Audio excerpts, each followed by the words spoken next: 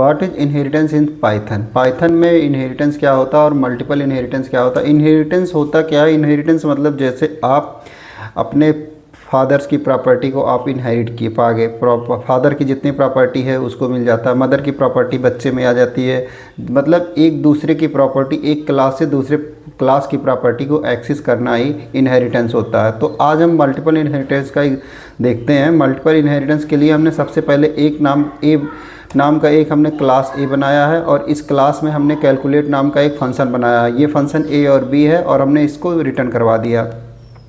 और दूसरा क्लास हमने बी बनाया है। इस बी क्लास में हम क्या कर रहे हैं, ए और बी को माइनस कर रहे हैं। और सी नाम का एक क्लास बनाया, हम क्या चाह रहे हैं, सी वाली क्लास से हम सी वाली क्लास में हम ए और बी क्लास को दोनों को एक्सेस करना चाहते हैं।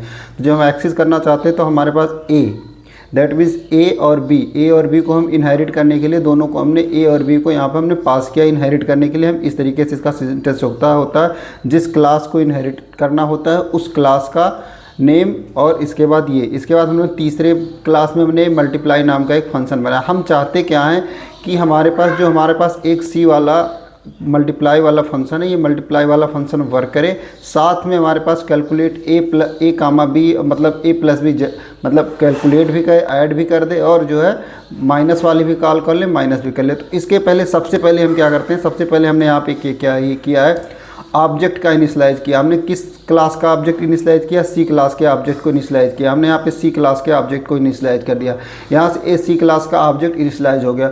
अब हम दोबारा से क्या करते हैं, अब हमको मल्टीप्लाई वाले फंक्शन को कॉल करना है। तो मल्टीप्लाई वाले फंक्शन को कॉल करने के लिए हमने ऑब्जेक्ट इनिशियलाइज किया है। अब इस ऑब्जेक्ट से इस फंक्शन को कॉल करने के लिए ऑब्जेक्ट डॉट मल्टीप्लाई। अब दूसरा क्या हमारे पास, अब हमको यहाँ से जो है कैलकुलेट को भी कॉल करना। तो कैलकुलेट को कॉल करने के लिए क्या किया हमने, ऑब्जेक्ट डॉट कैलकुलेट, मतलब हमारा ये जो सी का ऑब्जेक्ट बना है इस ऑब्जेक्ट से हमने कैलकुलेट को भी एक्सेस कर लिया और इसी ऑब्जेक्ट से हमने मतलब माइनस वाले फंक्शन को भी एक्टिवेट कर लिया, मतलब एक्सेस कर लिया। इसके बाद अब इसको हम रन करते हैं।